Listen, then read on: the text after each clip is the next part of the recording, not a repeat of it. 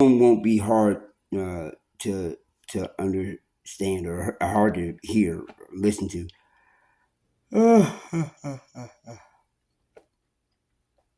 You ever heard that when man, if somebody does you bad, you gotta pray for him, or somebody despitefully uses you, or man, you just pray for him, man. Or they hurt you, or they do something wrong to you maliciously with ill intent, and you need to pray for them. Pray for your enemies. Love thine enemies. Okay. Psalms chapter 144. Read it. When you're praying for your enemies, as harsh as this may sound, I'm not praying for the well-being.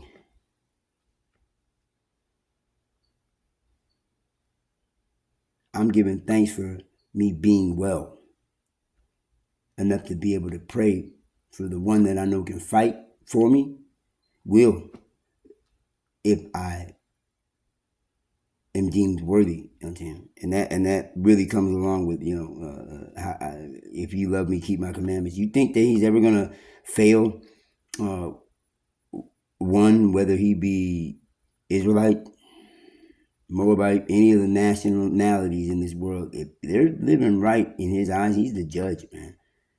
But especially if you know in your heart you've done wrong, and those cries from the victim of the person that you've mistreated go up unto him, that he's a righteous and fair judge, and that it will be brought to his attention. Now, I'm not saying this is some kind of threatening thing, because it scares me, because I have to deal with it just as well as the next person that believes or does not believe. But I guarantee you, by the time anything happens, they always say, "Oh my God." In whatever case, and situation, scenario, what happens to them, they always state those words, whether it be crisis or whether it be joy.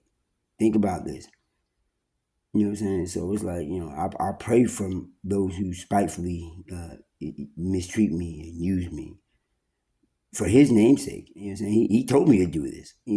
And before it gets to that point, I pray that I'll pray and pray really hard and say, please help them do the right thing. Please, because it's especially different when you know that you've done wrong. You know what I'm saying?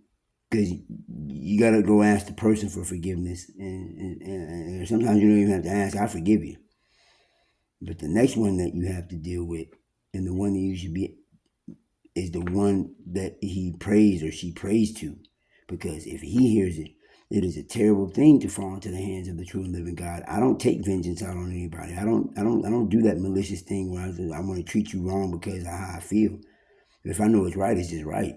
And that's a part about being or walking that godly path, is that, not every necessarily thing is going to feel great to do. When judgment and judging a situation, it says, well, you saying you're a judge, or you can't judge me? Yeah, I can. John chapter 7, verse number 24. Judge not on appearance, judge righteous judgment. You know what I'm saying? And righteous judgment is his righteousness, which is in his word, which is in his commandments, which is what he told us to do. There is no way around it. Even if I don't like it, I have to do it. So the requirements aren't just for one person, like I'm sending this message out to you, but it is definitely directed towards your direction. And I already know that you have enough of a sensible mindset to know that what is right and what is wrong. Whether it be engaging in conversation, do physical situations, it doesn't matter. You know what right and wrong is. And accountability is number one. I've already told you, you know what I'm saying, what I would do. You can't switch up and change up. You know what I'm saying?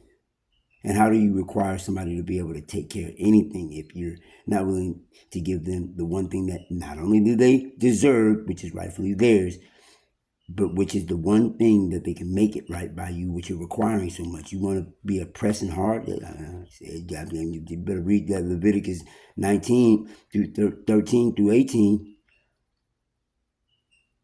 because that's the one who's telling us to do it. It ain't me telling you anything. You might not like my words, but those were his. So anything outside of that boundary, it's not an opinion. It's not.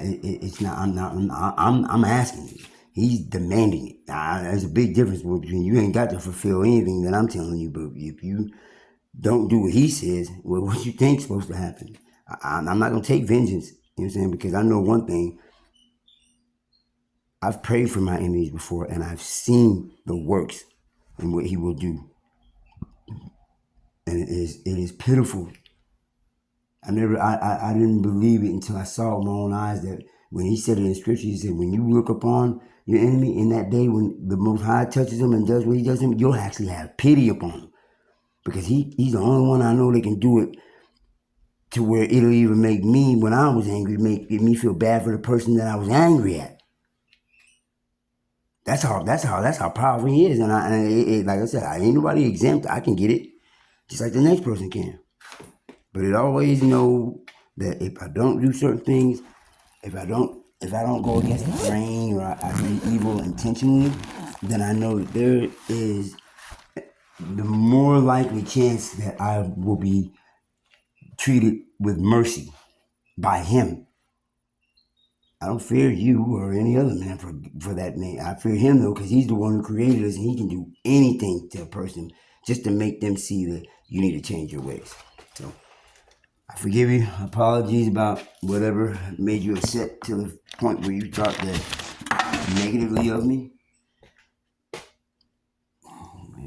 He's the most beautiful God, but he doesn't like ugly, and he ain't really too keen on what we think is beautiful to do to people when we put ourselves in his seat and start judging unrighteously.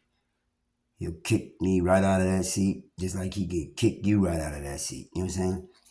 And I don't wish harm on anyone that I first love. Pay attention.